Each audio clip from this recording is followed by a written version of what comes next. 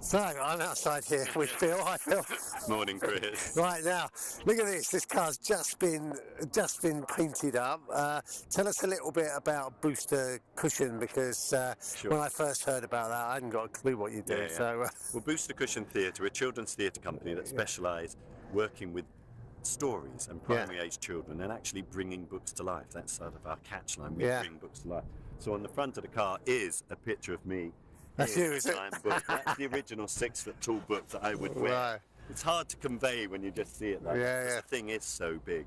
And the idea is that book was left out in the rain and all the words washed off, so the children helped to make the story. And during the story we would give out pens and paper and they'd write down what they'd find on the pages.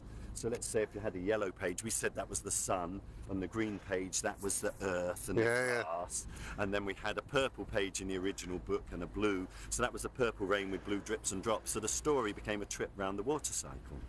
And one of the reasons I called the theatre company Booster Cushion is because it had a good energy and a good upbeat feel. But Booster Cushions were given to children when they went to the theatre to see. Children still use them nowadays in the back of cars. But also I was working with a deaf actor, and we had Booster was the name of a wheelchair and lots of other things like that. So it kind of linked mixed abilities, children and fun and theatre all together. So that's how the name came about, and also how the sort of energy of the performance was captured. And since then, because that was back in '89 when we started, I worked with the deaf actor. We did 2,000 shows together. That was Fran Sheely. And it just took off. We were both unemployed at the time, and it was our wives who said, hey, you two should try working together. And we hit on the idea of these big books. And both of us were really excited with it. So we were both books at first. But if you're both in a book, well, you can't really do much. It became very awkward. So I ended up being in the book because I was taller, and the books got bigger and bigger. So they were, in effect, over 6 foot tall. So when I wear it, it's near enough 7 foot tall. And the thing is about 5 to 6 foot wide. It's just immense.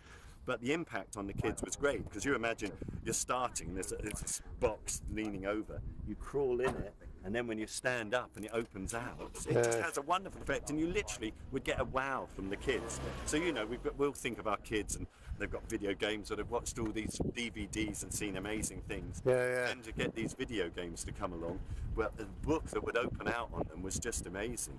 And so you've got a number of different series, haven't you, of these books now? We've got 8 different shows. We literally go all over the place with them. You've been international and everywhere. Yeah, we've been working this year in Berlin, also done some training in India.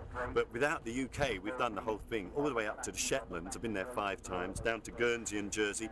This year, I'm back up in Inverness, and then I'm going across to the Isle of Skye in September. So libraries, primary schools, what sort of age group are we talking about? I'm looking at primary age children, so I'm looking at nursery kids. So there's 3 up to about 11-year-olds the shows span. But having said that, when I'm working in nurseries and Sure Start centres, I often get children under the age of 3. You know, I've had babies come along and sit and watch it, and I've had a really great time.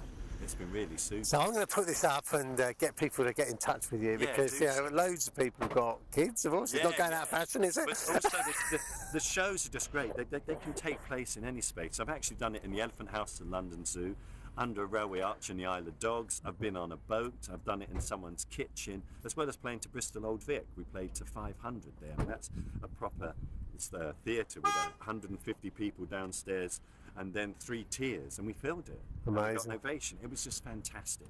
But I take a challenge, and that was one of the things when we first started Booster, apart from trying to encourage kids to talk about books and get engaged, was to take theatre anywhere and to do it for anybody. So I've worked at the deaf boarding school, I've worked at a blind boarding school, I've worked at the Scope boarding school. I have literally taken it, and I've done it literally in a field or in a car park, wherever someone wants it to do. I'm going to give it a go, and I will try and organise the space so it's focused. You don't want too much noise going on, not too much activity behind you, because it spoils the focus of the kids. But I'm going to pretty much give it its best shot wherever it goes. So we've actually used the vehicle before to support backdrops and to make the focus, and then you do the show in front. And that's involved driving into parks, getting stuck in woods, getting stuck on beaches. All this has happened. But that's part of the excitement of it, to take it somewhere that's never been seen, and the kids just get such a buzz. Amazing. Right, thanks for talking to us. More than welcome. I'm going to get a video at some point of you actually doing some of your show, because I think that would be, this is great, because people can feel, I'm sure they're going to feel your passion, but to get a bit of the show as well would just supplement that perfectly. So thanks very much for talking to us. You're more than welcome. Cheers, bye now.